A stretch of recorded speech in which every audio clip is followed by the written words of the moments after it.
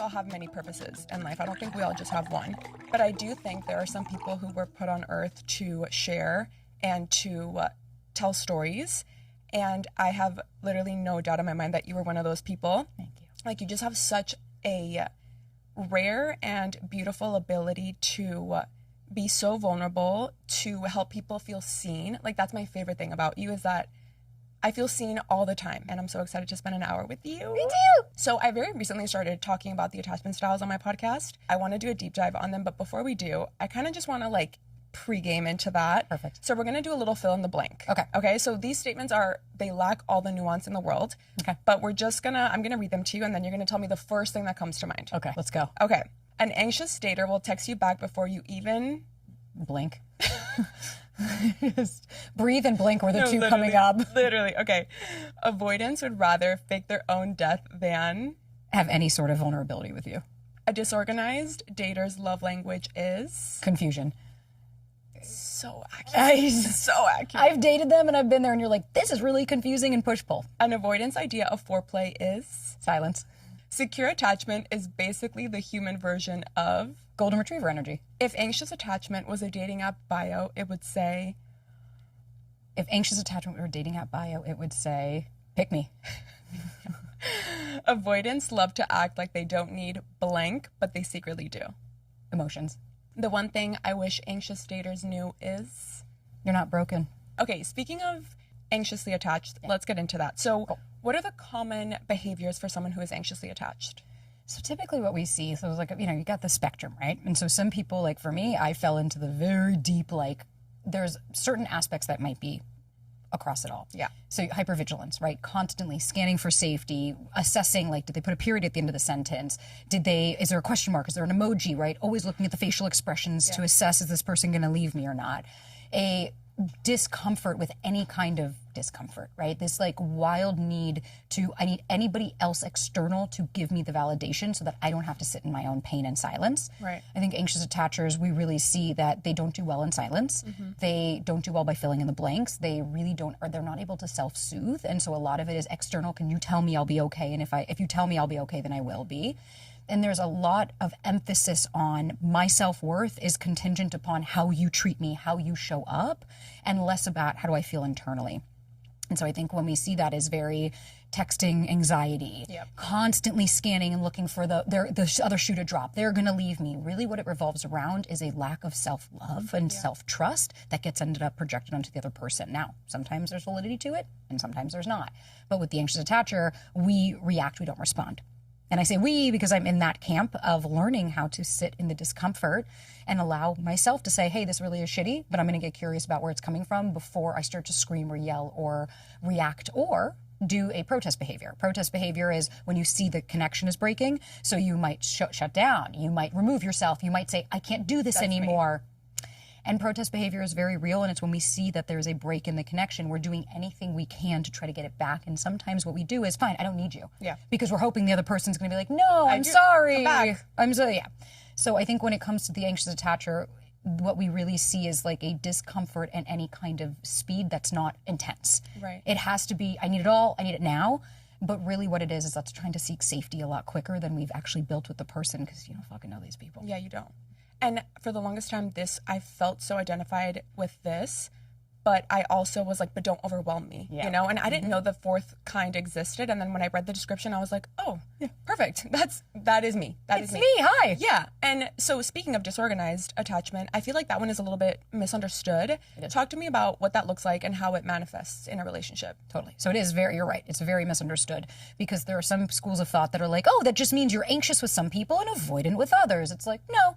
So the one thing that we have to look at too with attachment styles is they're a spectrum. You can move through them. There's nothing linear about it. Right. You don't go from anxious to avoidant to disorganized to secure. Like it's not a ladder. Can I just say that is one of my favorite things that you have outlined in your episodes because I feel like a lot of people talk about the attachment styles as like you are anxiously attached and that is who you are and that is it. That could be true, but we're not glued to these. Also, you always say how certain people can also bring out more of a certain 100%. I wanted to talk to you about this later, but I attach very differently to friends than I do to men. Does that happen to you, or did that happen to you before your relationship? Yes, and because like you'll attach differently, but there might be little nuances that are same. For right? sure. Like, Yeah. you know, if a friend doesn't answer and you're like, did I say something? Yeah. And it's like, oh, okay, that's where I go. But with a friend, I'll be like, bitch, where are you? Right. What's wrong? You know what I mean? Like, I'll be like, are you less- good? But with a man, at the beginning, I could be spiraling. He has no idea. It's also the safety. Yeah. With a friend, you feel safe, you're Right. comfortable, you know this person, versus if you just met someone at a bar, like a girl in a bar, in a bathroom, and you're like, she didn't answer me. I wonder if I said something too much. You're probably like not going to reach out. Sure. But I think it's also safety. Yeah. Right. And so when we look at attachment styles, that's why I fucking hate TikTok University sometimes, because Same. for as beautiful as it is, don't Yeah. get me wrong, there's so much beauty in it. There's a lot of this of like, avoidance do this, anxious do that. Right. And the reality is anxious people are also avoidant. Anxious people avoid doing the deeper work. They avoid looking at themselves. Avoidant people are also anxious. Yep.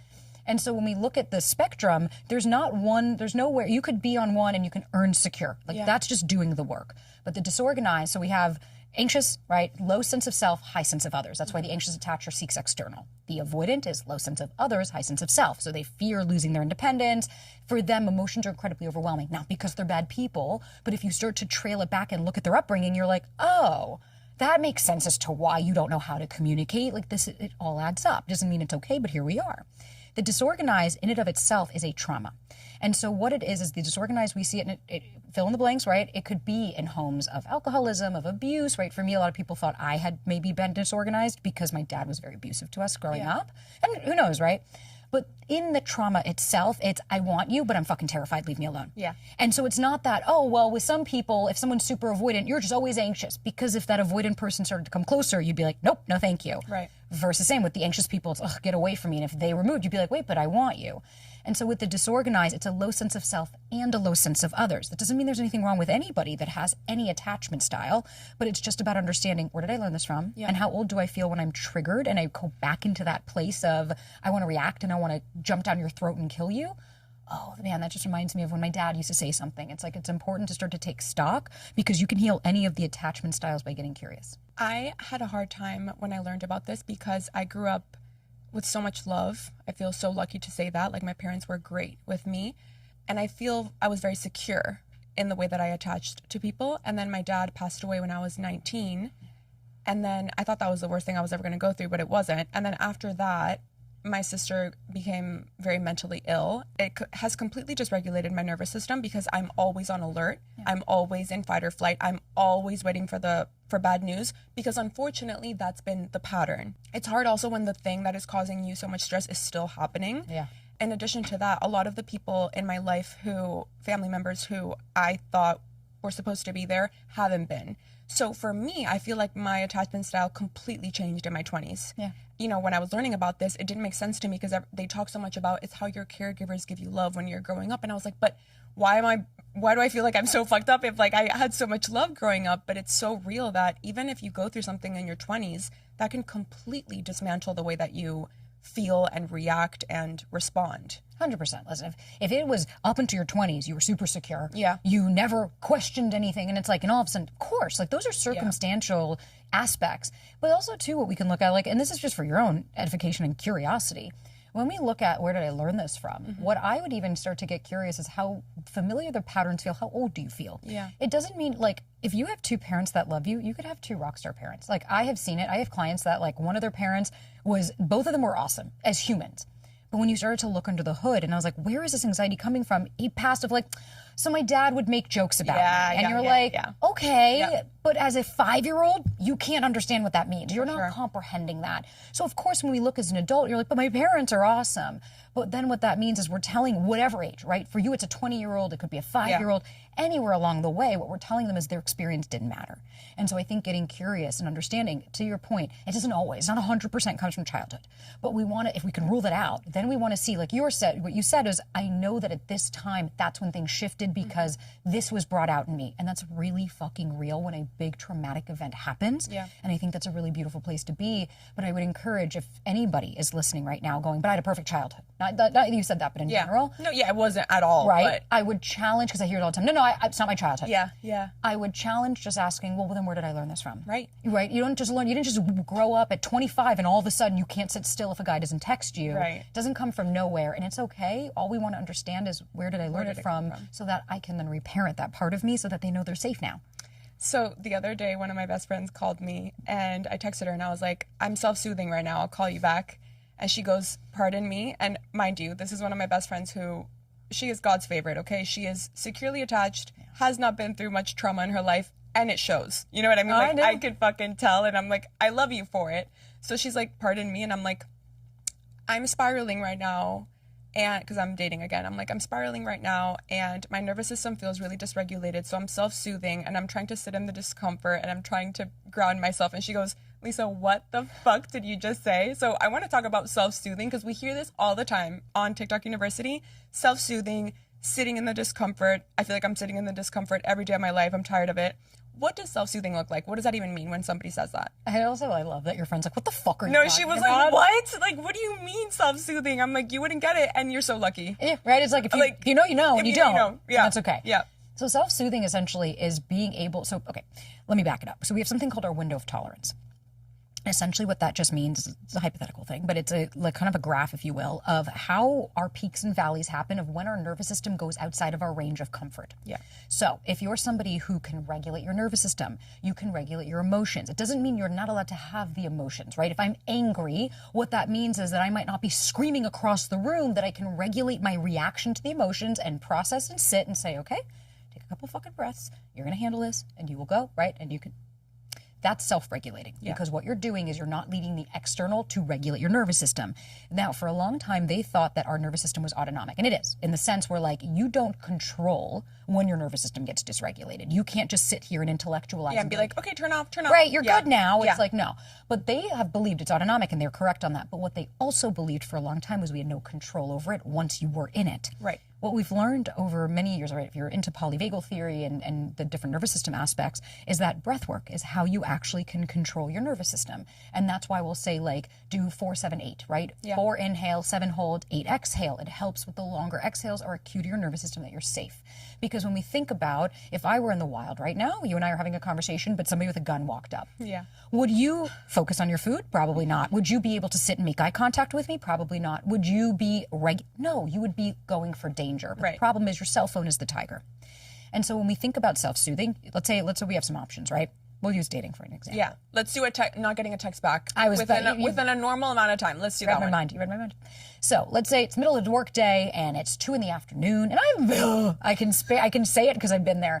It's 2 p.m. and you're checking your phone incessantly because they haven't fucking texted you. Yeah. And you're already starting to catastrophize. You're going into what did I do? You're analyzing the text messages. You're starting to freak out. Maybe I used to cry. Like, you're having an emotional reaction.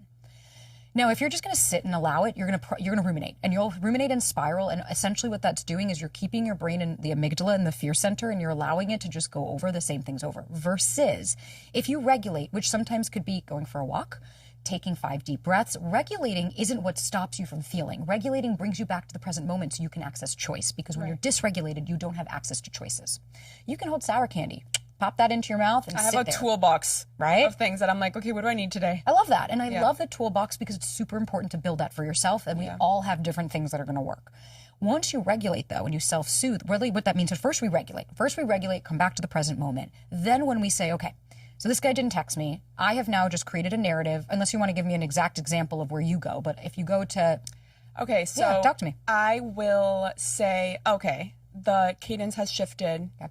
I know that my thoughts are not facts. Mm-hmm. My brain thinks they are. Totally. So what I start to say now is the story my brain is telling me is that because there is a difference in the cadence of communication today, he doesn't give a fuck anymore. He has lost interest. He met somebody. Like, I will go full, jump off the cliff. I'm like, he met somebody else. Yeah. I can keep going. So what I'm hearing is I was like, I hear the protector part of, like, I can't trust other people. Yeah. This person's going to, I knew I should have, I knew it. I should have been better at this. I knew it. But it's also like my brain, I've had to understand that my brain also, I have these beliefs that I'm trying to change, but there are some beliefs that I feel like I'm looking for, you know, like I'll look for it and then I'm like, see, I knew it. It's like, I can't wait to prove myself right. And I don't want to do that. Confirmation bias. Yeah. So that's literally your brain. That's why when people are like, see, but I knew it. I was right. It's like, yeah, but you dated the emotionally unavailable guy. So what did you think was going to happen? Why do we want to be right so bad? Because that's safer. That's safer. And also because our brain doesn't do well with uncertainty. Yeah. And it literally, our brain cannot handle gaps. That's why, like, I did something on closure today. So it's fresh.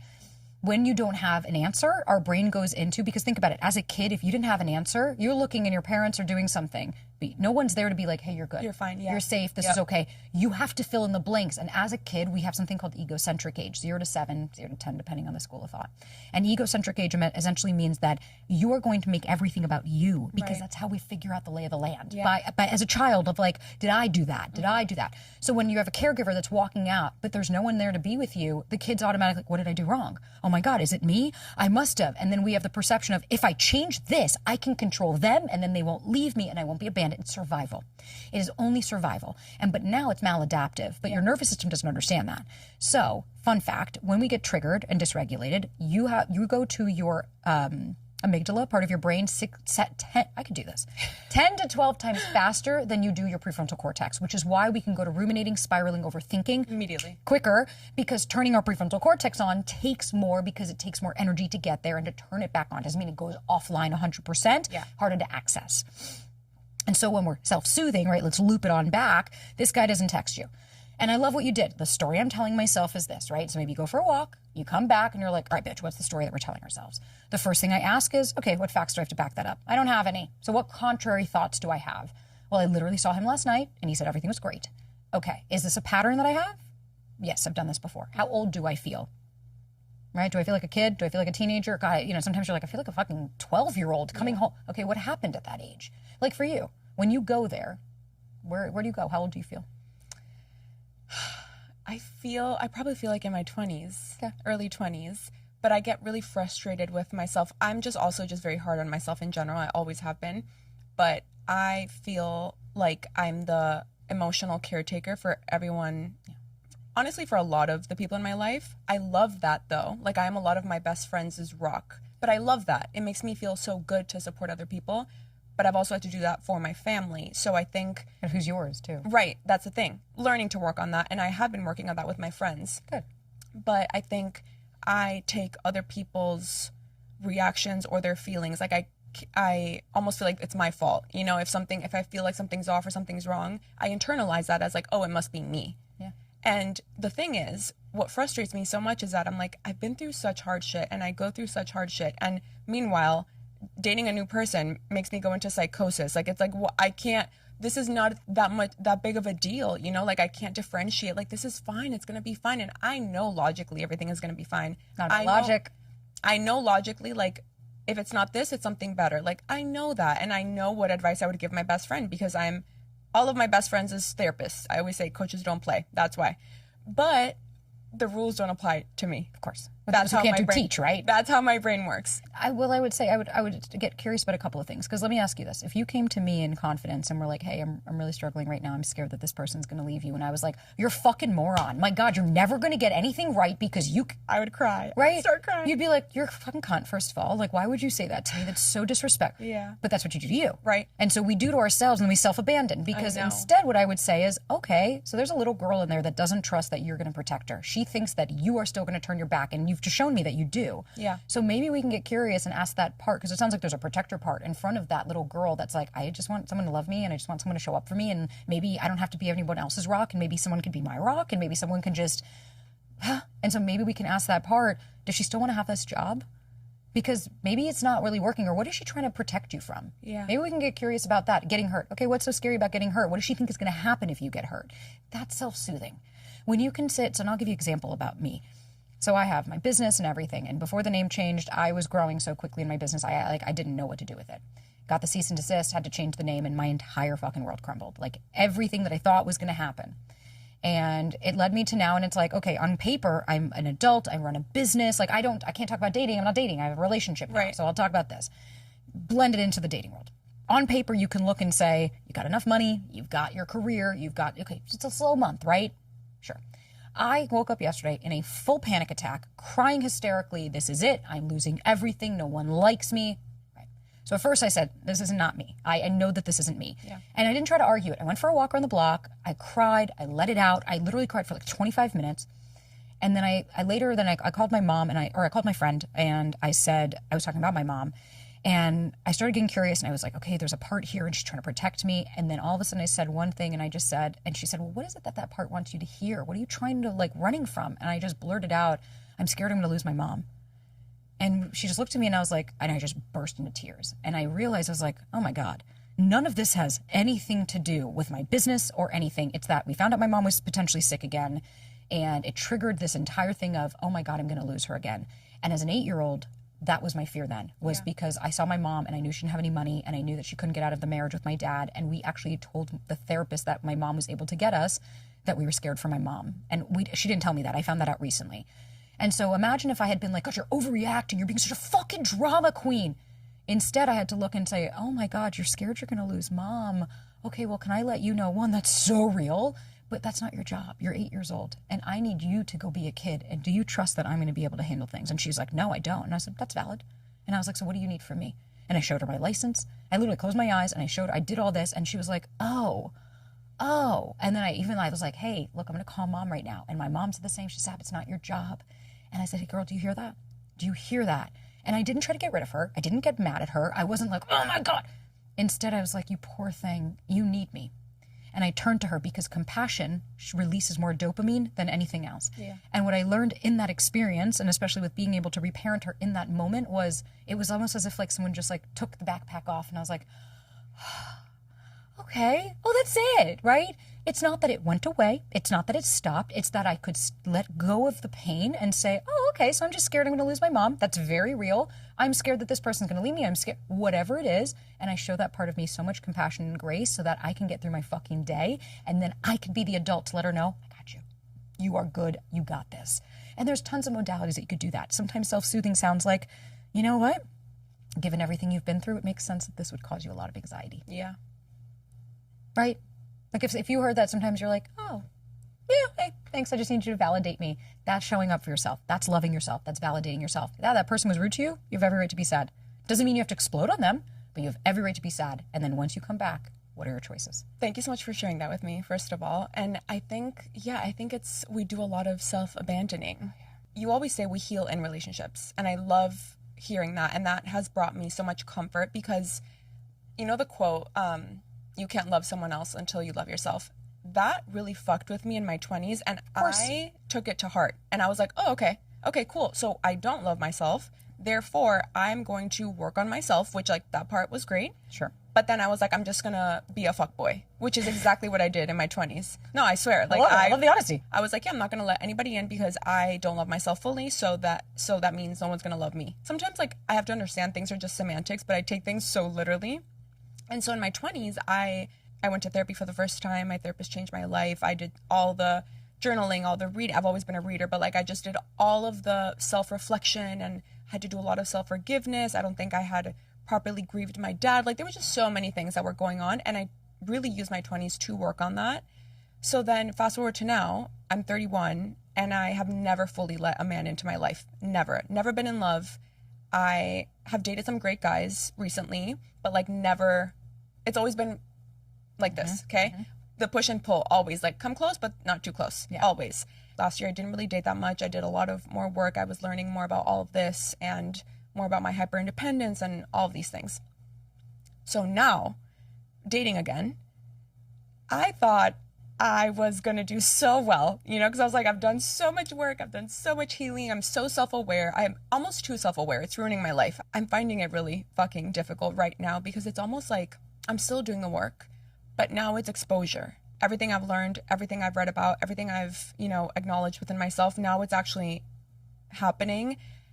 And some days right now I'm like, okay, should I maybe stop dating and maybe I need to do more work on myself? And then I'm like, no, I think that's just me sabotaging it again. I would love to talk about existing in the space of doing the work, but then also putting yourself in the arena, so to speak. Get in the trenches. Okay. Yeah. Let's talk about even really quick on the sabotage aspect. So when we think about that, sabotage by nature would be that you're doing that on purpose to hurt yourself. And you're not doing this on purpose to hurt yourself. Yeah.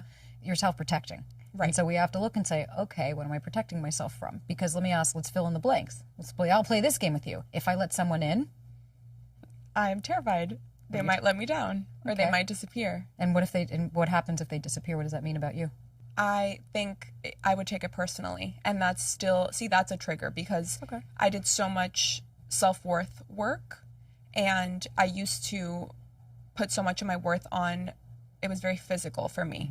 When my dad passed away and then my sister got sick, I was looking for something to control. Now in retrospect, I understand what I was doing because of therapy, but I was looking for something to control. So I turned to food, working out. Yeah. Got a cute little eating disorder because of that. So it was a lot about what I looked like. I felt worthy if I did my workouts, if I was productive, if I ate the amount of calories that I said I was going to eat. So it was very attached to that. I had to let go of that, understand that worth is unconditional, has nothing to do with your jean size, never fucking will. Did a lot of work on that, but I still find it shaky sometimes. I'll still take things as, oh, I must not be that great, or maybe if I looked X, Y, and Z, maybe that wouldn't have happened. I'll feel that in the moment.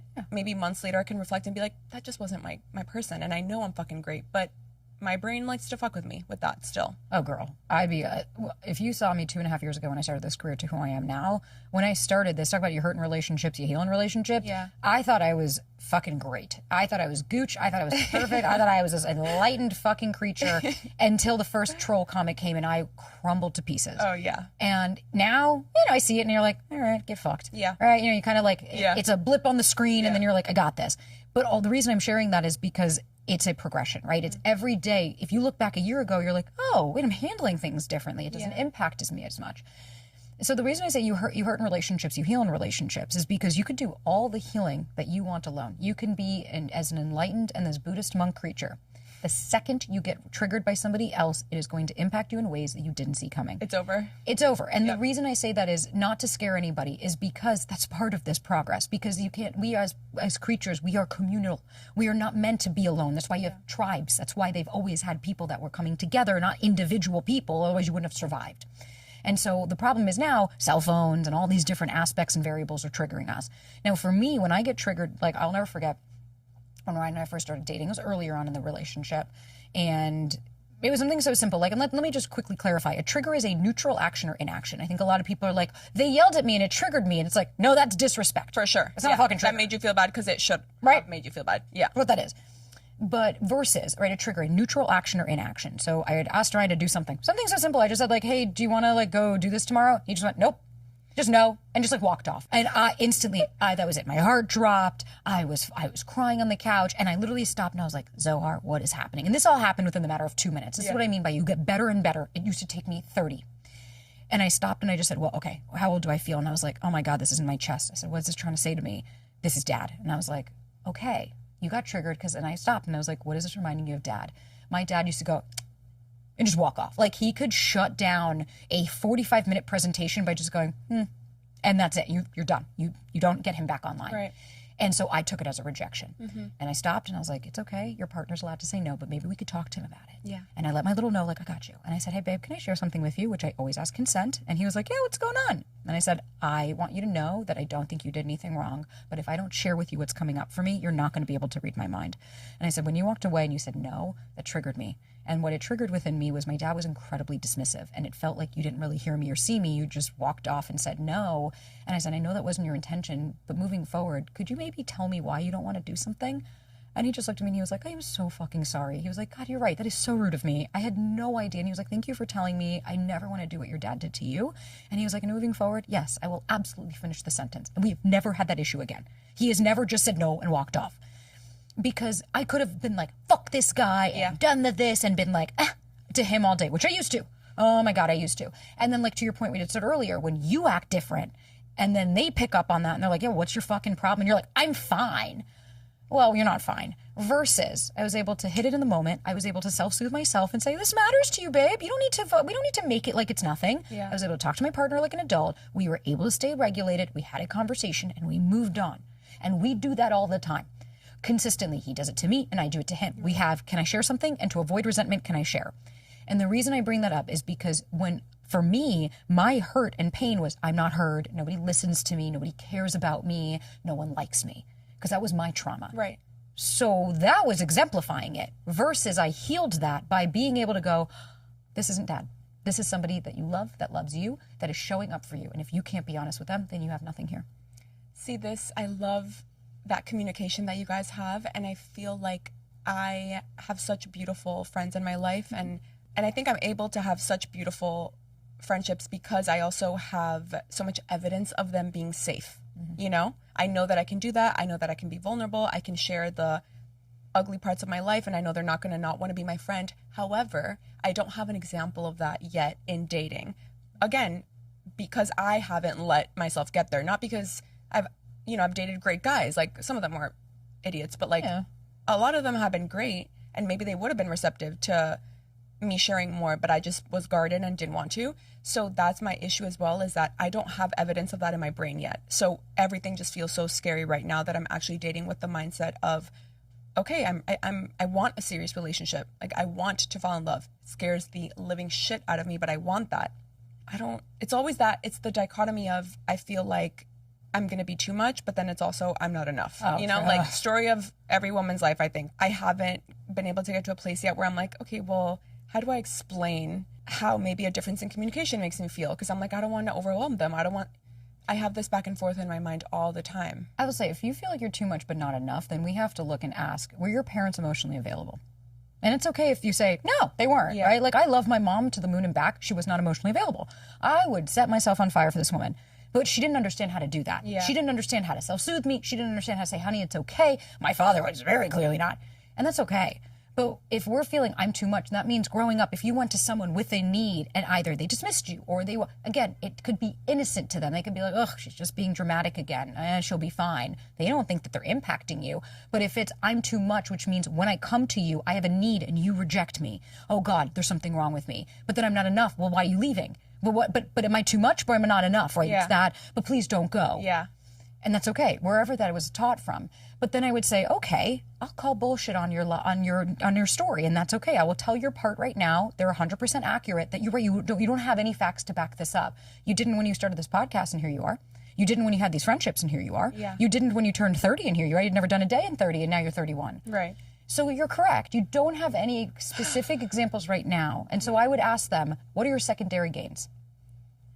Secondary gains are holding on to that narrative. Oh, well, I don't have anybody that I've seen that from, so I guess I'm just terrified. Right. What does that allow you to stay in? This area of not having that.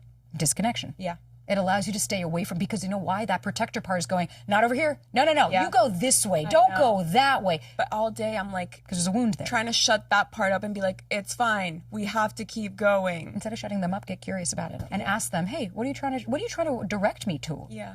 You want me to go away from here? What's over there? And if they're like, don't you dare come close. Okay. You don't trust me yet, and that's okay. Can I maybe sit with it for a second? And you don't have, like, I remember the first time I saw my little, and people are like, you good? Yes. When I first saw her, my protector parts were literally around her and just doing, they were like, you're not going to fucking touch her. Yeah. And it took me multiple sessions of going back and being like, hey, and then I had to sit on the floor, and I was like, I could see her feet. And I was inevitably, when they're like, oh, she's safe? Yeah. And then they opened up to me. And so you're correct. You don't have anything to factually show this, but that doesn't mean that you can't. That doesn't mean that you can't be the person that you have always wanted to see in the environment that you never did, because you can be the one that's consistent. You can be the one that's reciprocal, and you can be the one that doesn't take other people's behavior as an inclination that there's anything wrong with you. And when we do, that's okay, right? If we personalize things, then I would just start to get curious about the story and how often we go back to that part of us, because maybe that part of you needs a new job because she's now assessing you. Oh my God, she needs to be fired. She needs a promotion. Like, actually. No, I'll reframe it. She needs a promotion. I like that. You know why? Because she's done her job. Yeah. She kept you safe. Yeah. She did that. She protected you against the people that weren't right for you. But unfortunately, she's missing the mark now. And all we need is maybe she gets promoted. Maybe she protects the inside of the house. And maybe she protects the versions of you that are feeling really good about themselves, and she can alert you when they don't. We just need to give her a new job so that I trust myself that no matter what, I'll be okay. Because you're right. You might get hurt. Aren't you still here? Yeah. Haven't you survived every bad day? No, totally. And I think, so you said this, and correct me if I'm wrong, but I think your mom said it to you, and she said, you have to love yourself more than your need to be loved by others. Oh, I need that tattooed on my forehead, I think. Yeah. Can we talk about how we can build, along the same lines of what we're talking about, like how we can build more love, more security, more trust within ourselves, so that we don't internalize other people's behaviors and actions as a reflection of something being wrong with us. Totally. And I think I forgot to, when we talked about that, if you don't love yourself, how the hell is anyone going to love you? Yeah.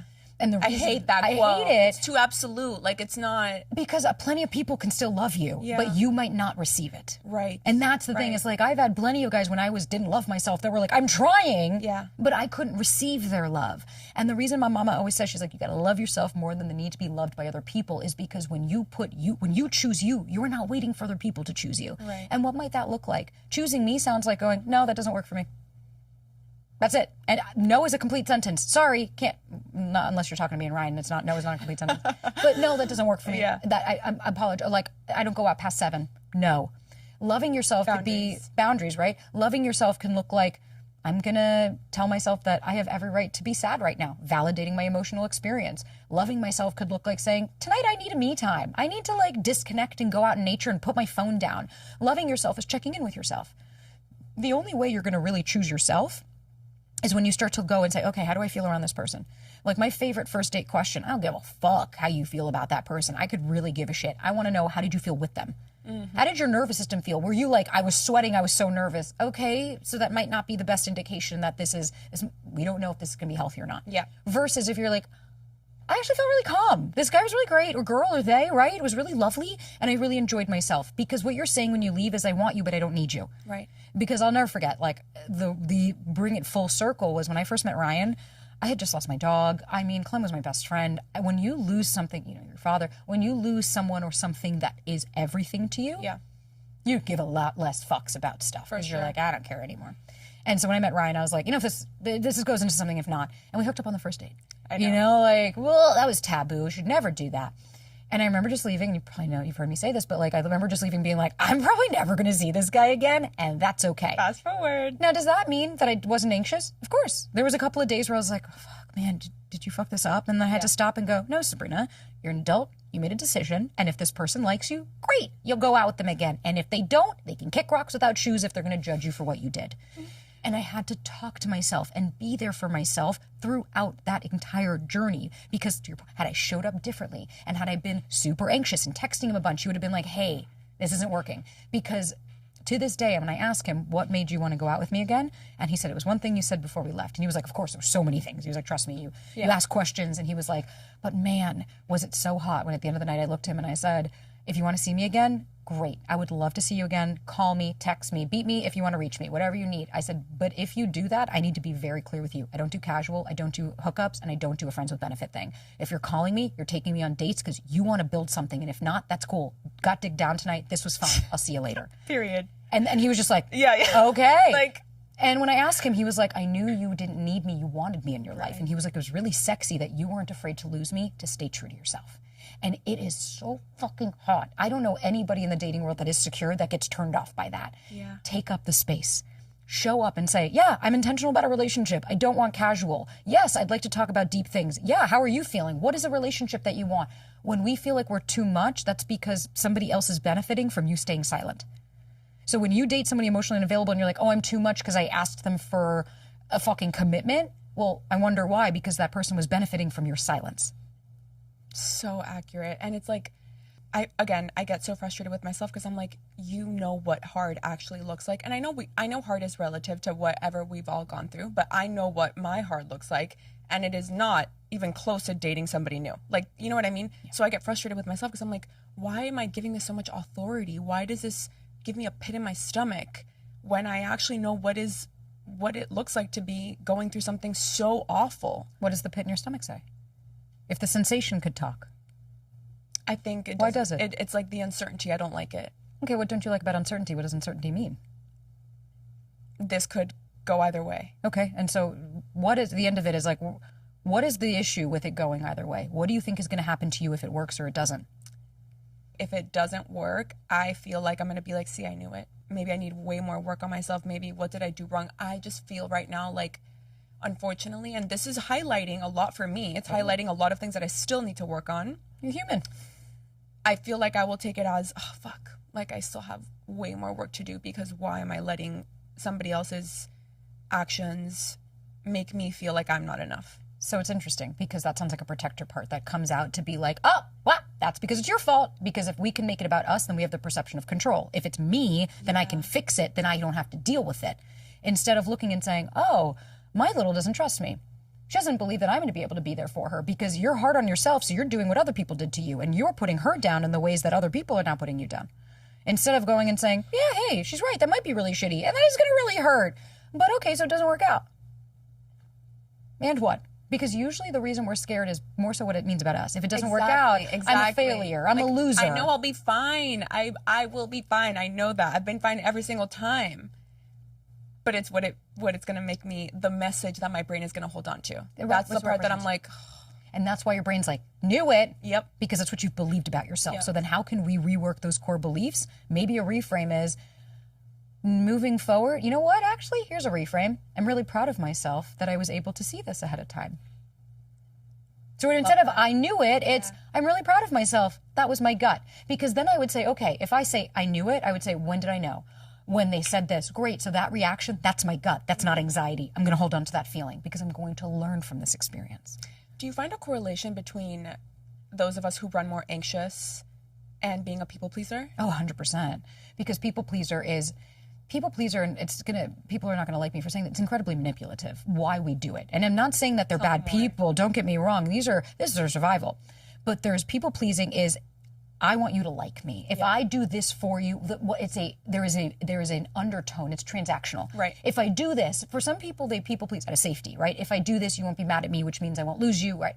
And for other people, they'll people please because they're like, oh, well, if I do this, well, if I don't say no to you, well, then I don't have to deal with you getting mad at me and then I can just dust it under the rug because they don't feel a failure. They don't feel like they let you down. Right. And that's okay. I have people pleased for years, so I want anyone to know that this isn't shade. I'm in recovery. Right? And it's because Matthias Barker, he's a therapist I love, and he always says, am I being hurtful or harmful? And so when you think about people pleasing, am I hurting your feelings? I can hurt your feelings by saying no. Or am I being harmful by self-abandoning and doing something that doesn't make sense for me? I have to weigh those options. And I used to be, you say jump, I say how high. Like I used to be, I wrote about this in the book, which is a story that I don't share too often, but like this one time when I was 19 and I dated this guy and he texted me at 2 a.m., come over. And I did.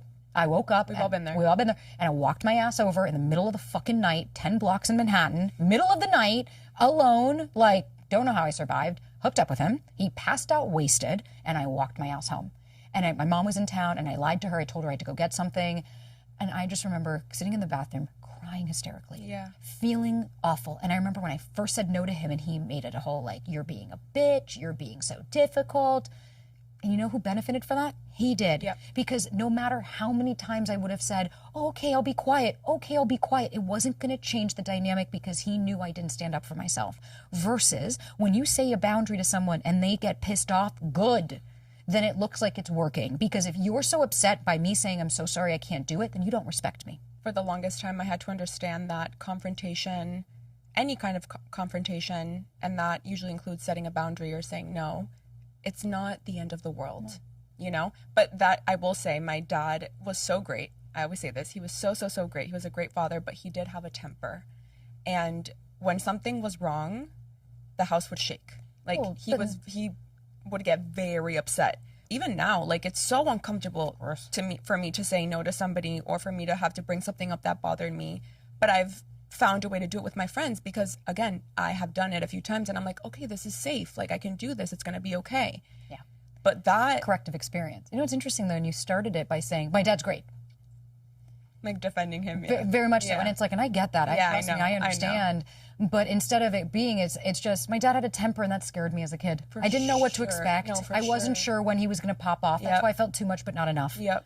We have to give those parts the credence because I think at the end of the day, what I keep consistently hearing is that, like, they don't trust that you're seeing them. They look at you being like, yeah, but you want to whitewash this and you want to make it as if, like, we're all being dramatic and making all this up until we have to go back and say, oh, shit. I've been doing that to you. I'm so sorry that I've been ignoring you. I'm the one that's had a temper with you because you've had a temper with her in the same way that your dad had with you. I know. And that's okay. I know. That is like so okay and that's so human. But when we acknowledge it and we're like, oh shit, okay, so I do. Because that means you do have control. You actually have control over your life now, not the perception that you do. What is something you see online about the attachment styles? It could be about any of them. That when you see it and you hear it, you just roll your eyes every single time? The first thing that comes to mind is that avoidants are assholes and bad people, and the anxious people, at least we're communicating. It's like, no, bitch, constantly talking doesn't mean you're necessarily communicating. My favorite eternal sunshine line. What it is like when you're just spewing shit, like have you seen a text message from like a high anxious person? Yeah. It's like 100. It's talk about throwing pasta up a wall and seeing what sticks. It's like 100 different thoughts. It's manic. It's all over. And that's okay. I was her. But really where I see that is like, no. And then you wonder why the avoidance, like, fuck this, I'm out. Like, I'm not dealing with this. Because both people are triggered and both people go back into their protector parts and both people go into what they know. And that's okay. But I think at the end of the day, what we really want to look at is, are both people growth minded? And what am I doing to sit in the discomfort, right? So you're scared. This guy's not going to text you. We're going to go back to that. And instead of acting on it, it's sitting with it and saying, okay, my little girl is scared that she's going to lose another person because growing up, I didn't know Dad's temper. We didn't know what he was going to. And here's the reality, what I wanted to say to her earlier. She's so scared she's going to be left. She's right. She was abandoned. Yeah. Your father passed. Yeah. He didn't do it on purpose. Oh my God, but she's not wrong that she was left. Right. And so we don't want to keep denying that. And maybe what she needs to hear is, you've been right this whole time that we were. Do you want to take a job? Do you want to take a break now? Because you're right. You've been in overtime. And it wasn't until my little heard that where I was like, you were right, you were left. Mom and Dad did leave you. And she was like, oh, okay, thank you. Like, that's all I've been saying. And it's like, once we can actually acknowledge it, you can release it. It doesn't own you anymore. What about also this is like a therapy session for me. I feel so like seen again. I feel heard right now. But talk to me about that we hear all the time, like two anxious people or two avoidant people, one anxious person, one avoidant person. Like people love to be like, that's not going to work. Because people love bumper stickers. People want to be slogans, right? Yeah, you're right. If they wanted to, they would. And it's like, no, the reason that we say, listen, will they trigger each other? Two unhealed people are not going to be a healthy relationship. For sure. But what she's doing is she's self-abandoning. She's doing everything she can to see how she can get him instead of sitting and saying, does this work for me? Right. Because if she sits and says, does this work for me? She might say, I don't like it. He's not growth minded. Like, my partner's more avoidant. I'm more anxious. We have a really beautiful relationship. Does that mean that we're running off into the sunset and everything's perfect? No. But both of us really want this relationship to work, and not more just want. Because if they wanted to, they would, is bullshit. We have the bandwidth. Ryan went to school for psychology. I've been in therapy for a while. He's been in therapy for a while. We have bandwidth. Right. We have the tools. We have the capabilities. But if I have dated men that have never even they've never even heard the word avoidant before, I'm here, you're here. How are we going to bridge that gap if I've done so much work on myself and you don't even know what the fuck I'm talking about? Can two anxious work? They'll probably get pretty turned off by each other, eventually speaking. And two avoidants, I don't know what that looks like. It's because usually what happens, that's why I mean anxious are also avoidant. Because here's the thing. When you are anxious, low sense of self, high sense of others. Yeah. So when someone's running from you, you go into overdrive. When someone likes you, you're like, ew. You like me? Well, you must not have any taste because no one likes me. That's why you can't receive it. We can't win. Versus when you're with somebody that maybe triggers you a little bit, turn TikTok off. Turn the, what do I do to get the avoidant into me? Because that's a clickbait and that's bullshit. That's manipulation and that's control. Take up space. Have conversations with this guy. Sure, it might not work out. You can cry now or you can cry later. You get to choose. I'm so sad that we have to start wrapping up because I wish I could talk to you all day. What is something that you would love more people to understand about the attachment styles in general, or anxious, whichever one you want? I think for all of them is like we started with. It's like, you're not broken. There's nothing to fix. I love when you say that. You just have to heal through. Where did I learn this from? How old do I feel? What is my core belief in my narrative? And it doesn't mean that goes away. Yeah. But that's how you rewire. At 28, your brain stops developing. Mm-hmm. Beyond that, we have to rewire. That doesn't mean that you can't grow and evolve, but you're not going to change who you are as a character's destiny, right? Who I am is who I am, but I can change how I show up. I can change how I interact with people. I can change what I have control over, and I can change what your opinion means of me. I heard the other day someone say, you are not only who you think you are also who you practice being. Yeah. And that's what I'm trying to say to myself now is I can change these things. I can work on healing them because they make me uncomfortable, because I want to. Right. You know, like if you don't want to change anything about yourself, then great. If you're happy and great. But I love knowing that we don't have to self-abandon. This is the first time you're this version of yourself. It's going to take a minute for it to become normal. So right. Like, this is when my mom does something that I'm like, I always tell myself, this is her first time on earth. Right. This is her first day being this old and experiencing this life. Yeah, if we can just hold a little bit of compassion for ourselves, it will change the game, because the more you speak shit to yourself, the more you're going to receive shit. That's all I can say. And speaking about my last question for you is, if your younger self there's no rules for this question. I just don't want you to be humble, okay? If your younger self could see you today, what would make her the proudest? God, that made me emotional. I think what would make her the proudest is that I'm finally allowing myself to be myself. Because she wanted that so much. She would listen to Backstreet Boys and Spice Girls and play Barbies, and my brother and sister made fun of me so hard. That same. They were so mean to me. And my household was chaos, and my little just wanted to be herself. And I think if she saw me, she'd be like, oh my God, you're yourself. Not only are you us, but like, you're us, and you're like holding that space. Yeah. You bet your fucking ass I am. Every single day. I just read it on Reddit today. Someone's like, I can't stand Sabrina. She doesn't listen to any of the criticism that we tell her. She speaks too fast. She's always so angry. I want her to change. And my response was, get fucked. Literally. Send me their address. I just want to talk. Yeah. Just don't turn on Netflix later. It become a documentary. Because what I've learned is I'm like, you know what? You're allowed to not like me. You are allowed to hate me. But you're also allowed to love me, and I'm allowed to love myself. And when I let my little know, like, not only am I not going to cower to that, because it's what I did with my dad. When my dad would say something, okay, I'll do whatever you want. And now I stand up to the bullies because I get to. Yeah. And I get to say that who I am is more than enough. And if it doesn't work for you, good, go find fucking less. One of my favorite quotes is, I might not be everything that I want to be yet, but at least I know, like, 10-year-old me, 13-year-old me, 14-year-old me, she would fucking love me. Love me. She would be like, you're so cool and fun. Because I give into it. Like, when I'm music on that I love, fuck yeah. Pink, I love it. Like, I don't hide who I am. I embrace who I am. And I hope that everybody listening can even take a morsel of that to even say, I'm pretty fucking cool. And I hope you know how loved you are, truly. Again, I think you have a million purposes, but this is one of them, for sure. So, likewise. Thank you for spending an hour with me. This was like therapy. I'm going to go do so much reflection tonight, but also I felt so, you validated me so much in this episode. So, thank you so much. Of course, and thank you to everybody for even listening this far.